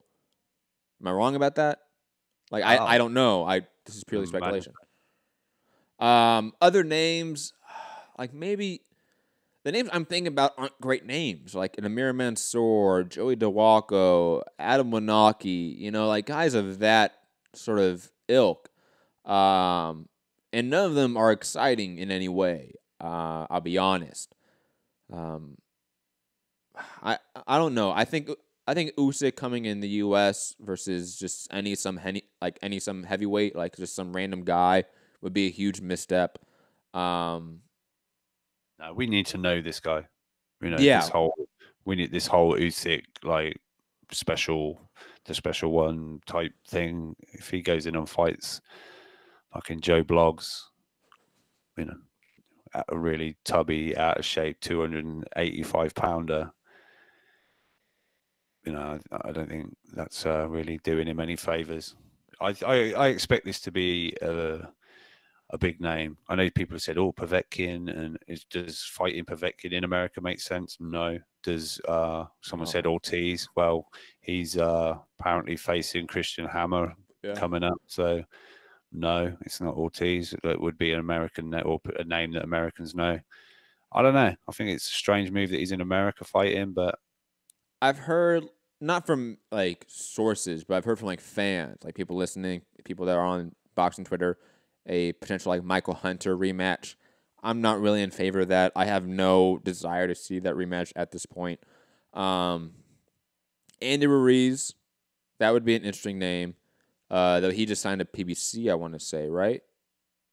Who is that? Andy Ruiz Jr. Yes, correct. Yeah, he signed a PBC, right? So that would be sort of a hard one to get because he just signed a PBC. But yeah, and he wants Kaufman first. You know, maybe like a Charles Martin. Is that out of the and Usyk? I'm just and Usyk take down the god.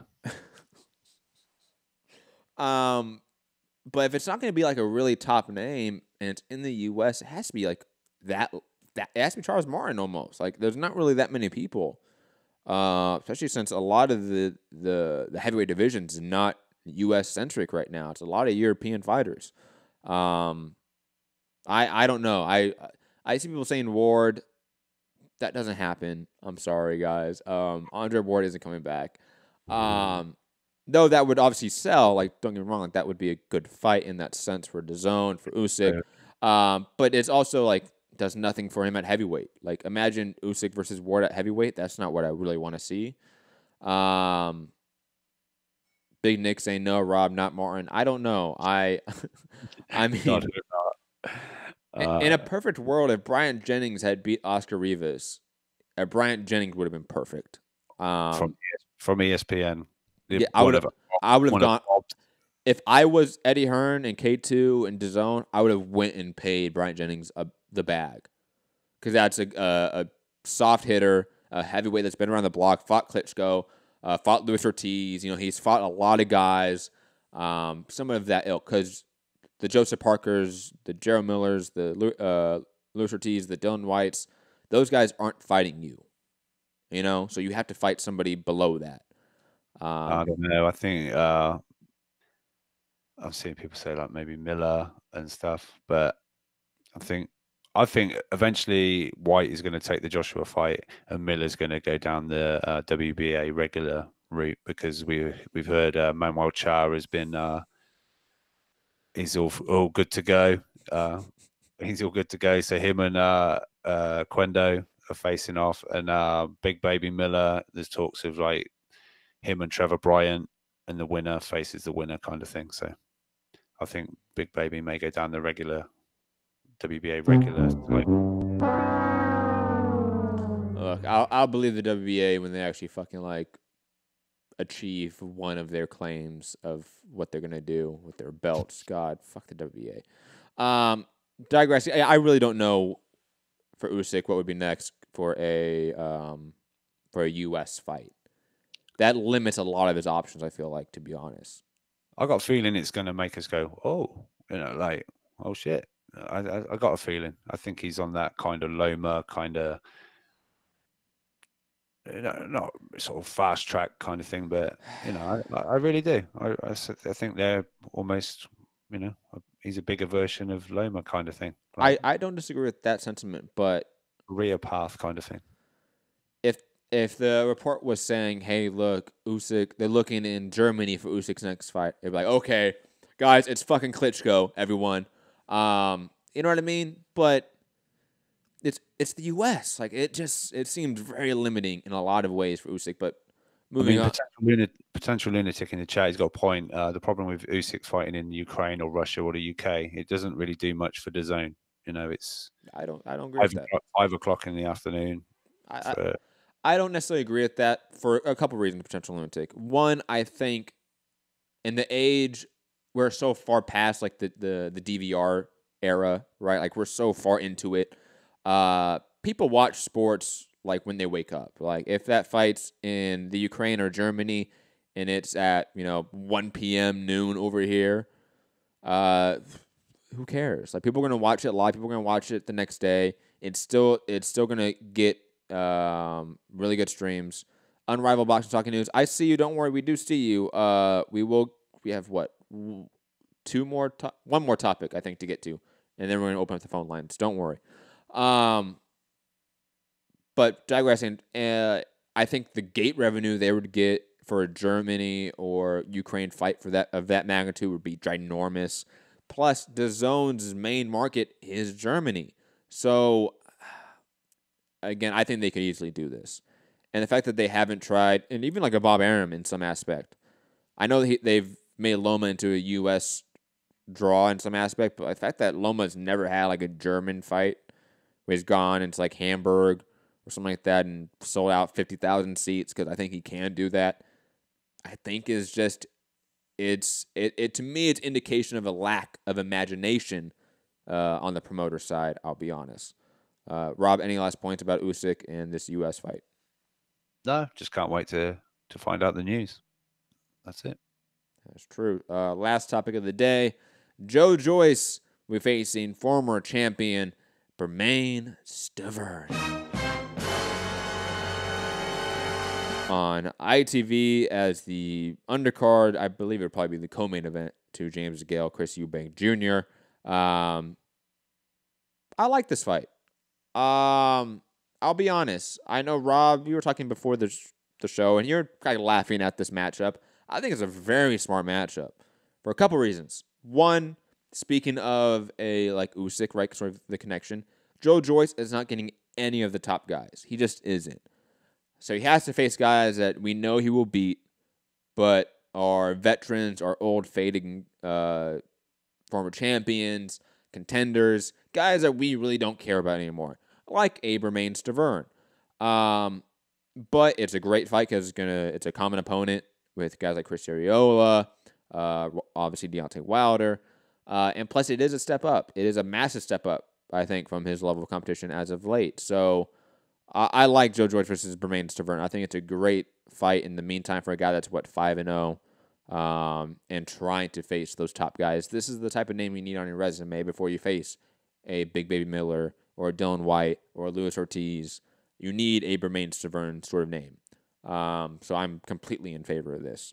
And also Joe Joyce by destruction, round 6, but cannot wait to see it. Rob, your thoughts on it? I mean, it's all right. I'm just a little underwhelmed by it, to be honest. Well, what were you expecting? Or like, not what were you expecting? What would have made you happy for Joe Joyce? Like, what matchup out there? I'm just looking at the WBC rankings. Someone in the top 40. That's who you would have wanted? Just somebody in the top 40? Someone, I don't know. Is Bermain Stavern even ranked in the WBC anymore? I don't know. It stops at 40 on their official website. I doubt Don King is paying for that sanction, that ranking fee still. I'll be honest. Probably. And that's another reason. We're going to have Don King over here. Fuck that. That's definitely true. He's going to have a United States flag. He's going to have a UK flag. He's going to be stood there fucking doing... You don't think Bermain Stavern's still like a top 30 heavyweight? 40 heavyweight? I think he is. Let me look on BoxRec how they've got him. Not that it really matters, but I was just on BoxRec.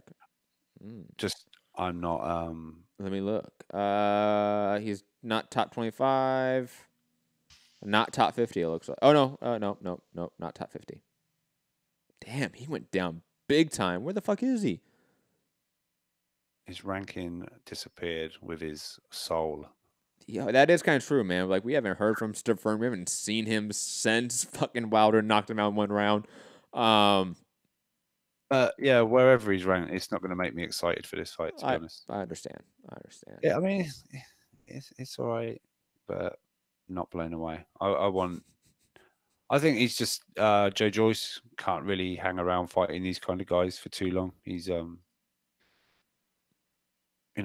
not the youngest. He's not one of the. He's got to get on with it a little bit. I think I'm going to find Bermain Stavern now and just I'm actually like really curious about what the fuck this guy is. Anyways, you ready to go to callers? Yeah, sure. Unrivaled boxing talk and news. If you want to unmute yourself now, and talk, you can. Unrivaled. Oh, hey, what's up? How you doing? What's up? Where are you calling from? I'm good. Ireland. I'm McGregor, dude. I'm McGregor. Oh, okay. How you doing, mate? I'm not doing too bad. Where will I start with all of this? Anywhere. I mean, this is your call. You talk about whatever you want. You can debate whatever you want. It is your call. Okay. One quick thing I want to say, Matt. Earlier, you mentioned who the Dillian Whyte beat to earn his #1 spot, and you said guys outside the top 15. Hellenius had the silver belt, and at the time when Whyte beat him, he was ranked number 15 in the WBC rankings. Ooh. Lucas Brown was installed into the WBC rankings at number 14. Chisora, when he beat him, was number 11, and Parker, when he beat him, was number 8, just behind Tyson Fury and Tony Bellew, who were 6 and 7. So he beat all guys inside the top 15, which is 4 eliminators, and that does grant you a lot of fucking points in the ranking system. Fair enough? No, you're absolutely right about that. I was just definitely being hyperbolic when I said that. I hope you know. I wasn't absolutely serious about what I said. He hadn't beat anyone. But I will again reiterate that while beating those guys is great, the WBC may not ultimately care about that at the end of the day. And that's my ultimate issue, if that makes sense.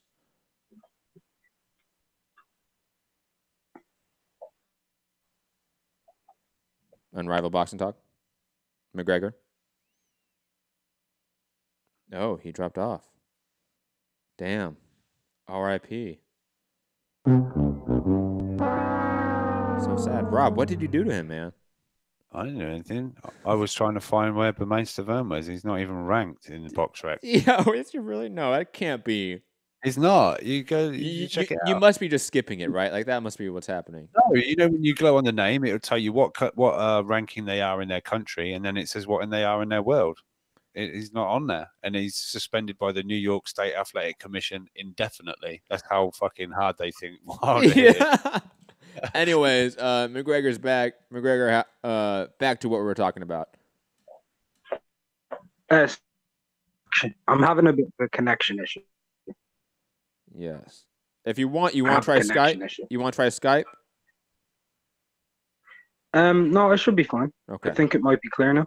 It sounds good. Yeah. The other thing I wanted to say, I wanted to ask Rob a trivia question, if he doesn't mind. It's just a very specific one. Rob, do you know who Brian Morena is? Brian Morena. No, Uh-huh. I can't say I do. Who the fuck is that guy? I didn't say that. Brian Morena is the last opponent of Kid Galahad. He was ranked number 73 on BoxRec, and he wasn't even installed in the IBF rankings. All right. Do you know who Toka Khan Clary is? Yeah, that's who he fought in Boston or wherever it was, right? Yeah, he fought him in Boston. Do you know where he was ranked at the time? 17th. And he's been bumped up after the loss to 11th somehow. But he was 17th. And before that, he beat Irving Berry, who was ranked 39 in the IBF and 47 on BoxRec. So, how has Kid Galahad earned himself a mandatory title shot, and he is number one, but yet, like, Josh Warrington's going to be a ducker dodging a guy who has a combined record against all of his opponents who have more losses than wins? I didn't say he was ducking him. Well, you said he would be if he were to fight Oscar Valdez, the WBO champion. No, I didn't say he was. I wouldn't say he's ducking. Hold on, very quickly, just to jump in here and support McGregor because he has you on the ropes here. Rob, hold on, Rob. Hold on. You have to admit, you did characterize it as like, why the fuck would you delete? I mean, why would you vacate a belt? From the mandatory. Like that's not sporting. Like you definitely talked down on that, on him doing that. Like you weren't positive about it in any way. Yeah, I don't like fighters dropping belts. I don't see why he can't fight his mandatory and then fight Valdez. That's my point. I don't get it. But I agree with you. I don't see why he can't either because I think he knocks Galahad out. I thought Ray Galahad in Warrington was arguably a contender for Fighter of the Year this year. He beat Frampton, former Fighter of the Year and pound for pound star, and he beat the longest reigning British world champion in Lee Selby. Yeah, I think you're right. Yeah.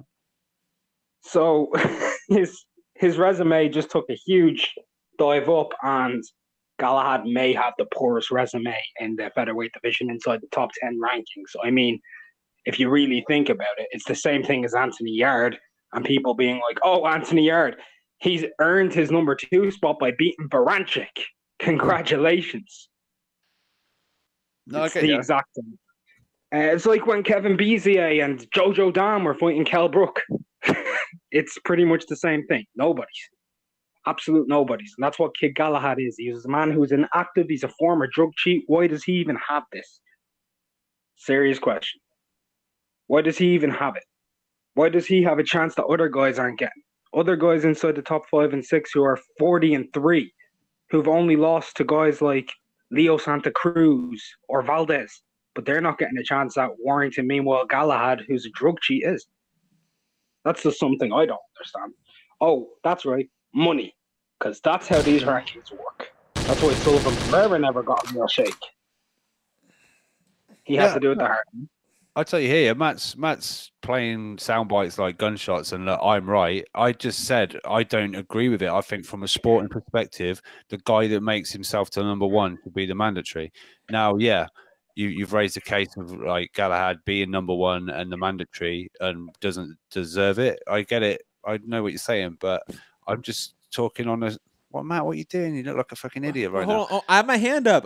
Please let me answer this. Rob, it's because the process to get to number 1 is not a true process. It's a corrupt process that is not accurately reflective of being number 1. McGregor, you can come in if you want. You said that 5-6 times earlier, I said, I get you. I know. And I also didn't say... It's okay. Rob, it's okay. Rob, it's okay. We're just trying to piss you off. It's too easy. I have to repeat myself. And if you go back on the playback, when Matt originally said, is Warrington ducking Galahad? And I said, no, I don't see any fighter is scared of another fighter. So I did. Okay.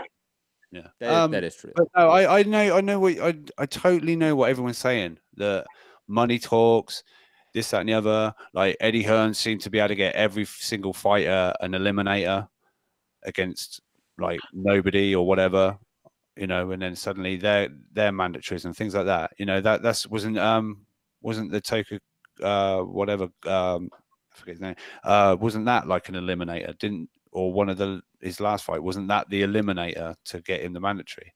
I mean, I believe so. Like you said, it was. Yeah, so that's not determining who should fight, clearly. But I mean, all I want to know is how you're getting a final eliminator against a guy ranked 17th. Exactly. No, when the actual IBF rankings state, it needs to be 2 top 10 opponents who have previously fought 1 eliminator, which means against another top 15 opponent. So, how they had a guy ranked 17th? Interesting. Interesting. A lot of money. A lot of money. Yep. And I mean, if you look at any of these, if you look at any of these sanctioning bodies' rules and regulations, there's a clause in there about how their board of governors, depending on how they call it, but board of governors, as it's most frequently called, they can have a vote on anything if they want to bypass the rules. So that is stated clearly at the beginning of these rules and regulations. Hey, if the board of governors decides rule X or Z needs to be overruled for the sake of the sanctioned body, we're going to do that. And that just is what it is, unfortunately. It looks like McGregor fell off again. It's rather unfortunate. Why? He was helping you. Well, no, Rob, I mean... Yeah, but I think we're saying two different things. That's the issue. Yeah, because I'm saying that your thing it cannot happen because of the thing that I'm stating, because of the issue I'm presenting. Do you understand? Yeah, and I just want the thing that I'm saying to be what happens. To be reality. And I understand that, Rob. I think we would all wish that to be reality. But, I mean, it's not. I mean, it's as much reality as Lord of the Rings is. And Star Trek and, like, Flash Gordon. Like, it's that level of reality. Wait. Are you saying those things sarcastically? Like they're not real? You fucking read all that shit. You like fucking comic book geek and all sorts. Yes, but I'm okay with things that aren't real. You know, I just know that they aren't real. I mean, if I said fucking one Avengers movie was trash and the other one, you get more animated than you do about boxing. No, you get so offended by me saying, "What the Avengers? It's shit." Well, first off, that's just actually false. That's empirically false. Secondly, why? Because there's data we can look to. Like, the consensus is the Avengers are awesome. I bet more people haven't seen it than have seen it. No. Do you really think that? What, in the world? Yeah. No, I don't think that. How many people in the world? About 7 billion. So you think 4 billion, or around 4 billion? Yeah. 50? Yeah. Yes. Have seen a Avengers movie? Absolutely. Nah. Absolutely. This is without a doubt. Nah. Yes. Anyways, we need to move on. Because it's gonna be like, I'm just gonna keep saying yes and keep saying no. We'll go out to Canada. Jose, you haven't pressed 1, but I'm assuming you want to talk because it's you, Jose. Q Ready Media. Let's hear your comment. Let's hear your call. Yeah, what a pussy, you know, hiding behind that username. Hello. First of all, Matt, come on. 4 billion people in the world watch the movie. Come on, that just puts your credibility at stake. You can't even grasp numbers. You know? I'm calling to defend Rob, man. You see, everybody in the chat is quite offended on how mean you are to him, man. You know, you gotta treat him with feelings and respect, man. With feelings. You know, you seem to be cutting him off all the time and being mean to him, man. Rob is the reason we're all watching, man. You know, he's the class of this whole internet scene. You know, so shout out to my boys on the chat there. Anyway, Matt. You know, and Rob, what do you guys think about that? 400,000 pay-per-view buys, Pacquiao, Broner. That's not bad, hey? No, not bad at all. Yeah, it's all right. It's definitely not bad, considering that both those guys are kind of washed up in terms of how the general public would have seen these guys maybe a year ago. And I think it shows that Pacquiao could have a resurgence again, and properly matched up, you know, he could be a pay-per-view star again, you know, and come close to 1 million buys. The thing is, I don't know if there's anybody else in the welterweight division that would be able to move the needle outside of Floyd Mayweather. I think Broner is the most popular guy outside of the bunch. So I don't know who he'd have to fight to be able to get those numbers up there. So that'll be interesting who they match him up with next, because at this point, Pacquiao still could be a cash cow. But if they put him up against a Spence or, you know, a Thurman or any of those guys, outside of the hardcore fans, who's really going to want to buy that? You know? I mean, Broner is on TMZ every second day, and you know, they're barely able to get up to 400, right? So not sure So how that's going to be. And so quickly, Jose, I just want to ask you a question. Like so in your mind, you think like a Manny Pacquiao Earl Spence fight, Manny Pacquiao Mikey Garcia, Manny Pacquiao Keith Thurman, those fights on pay-per-view would do less than the Broner buy rate? Is that your opinion? Unless Mikey Garcia beats Earl Spence, Yeah. if Mikey Garcia can beat Earl Spence, I think he'll be like a Miguel Cotto type of pay-per-view star. You know, he can get up to the hundreds of thousands on his own and bring some sort of a contribution to it. But outside of that, none of those guys are going to bring any level, man. They're not going to do it. Like, who the hell knows who Earl Spence is? Nobody knows who he is. You know, I mean, you put Earl Spence in a group of like 10 people, and people won't be able to pick him out. You know? So, I mean, that's just the truth of the matter, that no one knows who these guys are because they're just not marketable. They're just boring, you know. They don't really bring anything to the table, and they can't capitalize on their in-ring ability, man. They just don't know how to talk. They don't know how to promote themselves. So, you know, maybe Thurman, but Thurman's been gone for so long now. Not even the hardcore fans are interested by him right now, right? So. It's fight week. Get hyped. I don't know, man. It is fight week, and look who he's fighting. He's fighting like Lopez, whose claim to fame was beating like Victor Ortiz, which, you know, years ago could have been impressive, but now that we've seen his downfall as a boxer, in retrospect, it's not really that great of a victory, you know. So I mean, he's going to go in there, and if he doesn't beat the shit out of him, then what, right? And if he does, then what anyway? Like, what does it do? It does nothing for us, right? So I just think it's a bad fight, and I think Thurman maybe is at a different stage right now in his career where he just wants to make money. And you know what? Boxing is not an easy sport, right? So I mean, he's entitled to do so, but. Who would you have Thurman make his comeback again after this long layoff? I mean, the long layoff, that's kind of on him. You know, it's kind of not on us. Like, we shouldn't have to wait for him to do tune-ups and still support him and still be like, oh, it's okay, he's entitled to having some soft touches. You know, that's the way he decided to do it.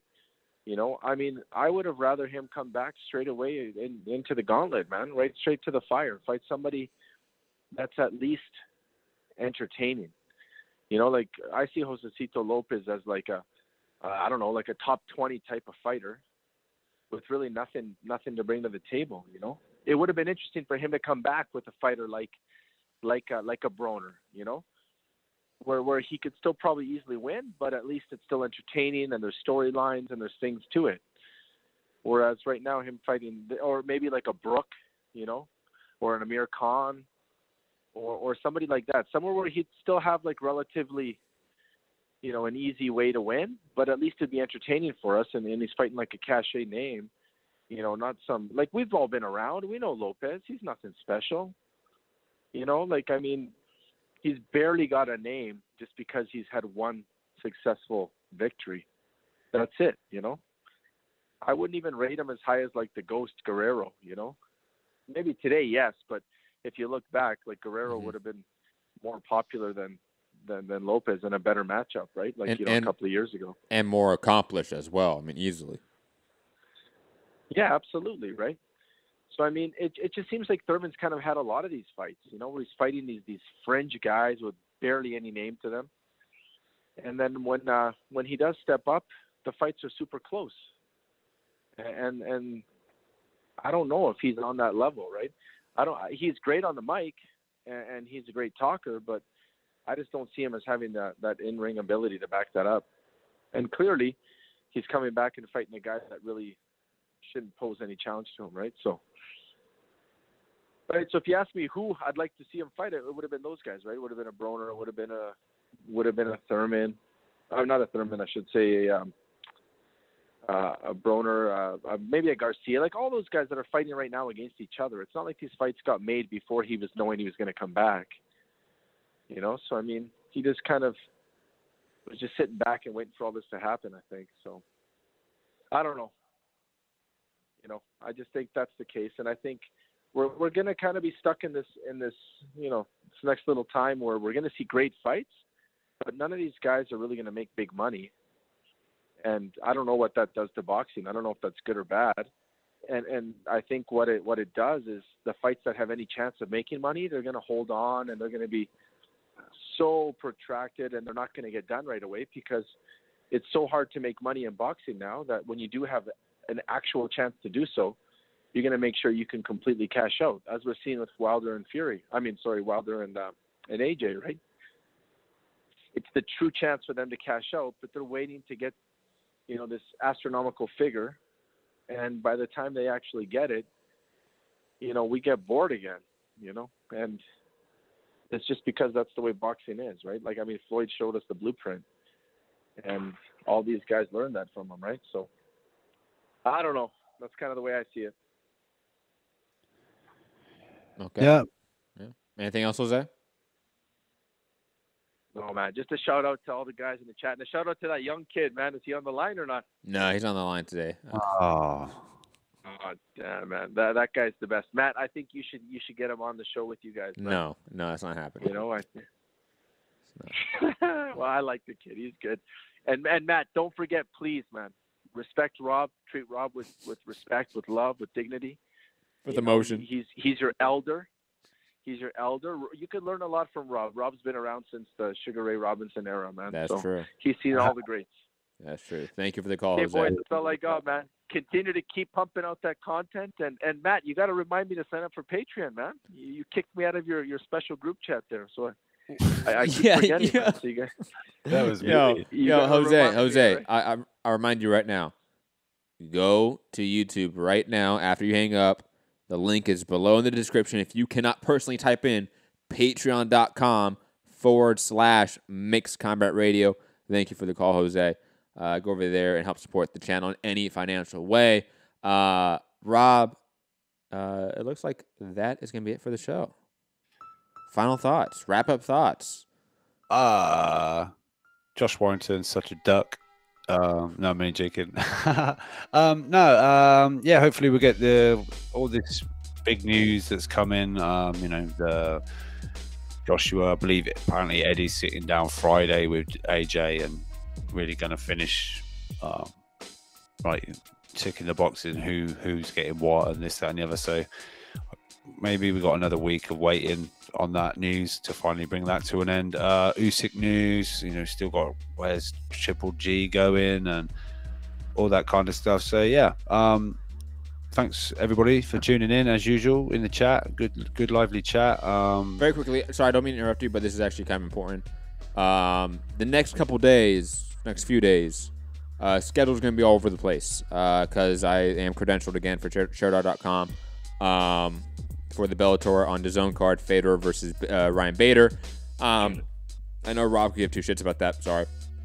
So tomorrow, Thursday, Friday, Saturday, those 3 days, probably going to be kind of crazy in terms of when the show might be, if a show actually does happen on those days, because media days and press conferences are exactly at the same time that we usually do shows, unfortunately. And plus with the drive time it takes to get to downtown LA, all that stuff. Just letting everyone know. So tomorrow, Friday, Saturday, show might be either very early in the morning or late at night. Something to try to accommodate Rob in some fashion. And I just to let people know. Rob, back to you. Sorry. I know you're right. Yeah, I was going to say, share the show. Tell a friend, hit the thumbs up. Let people know we're here. Got over that 1,000 subscribers now, so we're trying to kick on. Got a few things hopefully happening soon regarding myself and going places to get extra content. Yeah, shout out to my boy Anthony Fowler. Went all Muhammad Ali on me today. I loved it in the press conference. He said something like he will fall in 5. And, wait, that was Ali? No, didn't he say something like, because I'm the great... he done something like... I honestly didn't hear it, so I don't know what he said. He didn't do the rest of it. Like, he didn't continue with a rhyme. He just asked for a prediction. He said he will fall in 5. And I was waiting for, because I'm the greatest man alive. Or, you know what I mean? Follow it up. But, yeah. And instant face-to-face. straight into Fitzgerald's face and said something along the lines of, "Just so you know, you're getting knocked out." I just like Fowler. I know you like Fowler. Anthony's your man. It's okay. It's okay. But yeah, UK Rob, MCR, Instagram and Twitter. Yeah, follow the channel and yeah, do your thing. Tell the world where we are. Yes, obviously, final thoughts. Pacquiao Broner numbers are good. Definitely are good. And that's not a good thing necessarily for us, the consumers, unfortunately. Dillian Whyte with the new offer. I think it's an adequate offer. Should he take it? Probably. What else? Canelo, Jacobs rehydration clause. It's really non-sequential. WBO mandating Andrade versus Saunders. Absolutely love that. Josh Warrington saying, look, Kid Galahad, you're all right, I guess, but Oscar Valdez, that's what I want, and I can appreciate that. I'll admit that. You know, who cares about a belt, honestly? And Usyk, why you come in the U.S.? Go to Germany. Go to Ukraine. Go make your money over there. Go be a star over there. Why force yourself into a U.S. position and market when maybe you're not a U.S. draw? I think that's just kind of pointless. And Joyce versus Romain Sterone, love that fight. Anyways, hit the like button, share the show, subscribe. If you listen on podcast form, drop that 5-star review. Head over to patreon.com/MixedCombatRadio. Check out our last show without Rob with Anthony Walker from Share.com, where we break down and reviewed all of the MMA news and action of the last week or so and the coming week. And again, have a great day. Peace. Stay safe.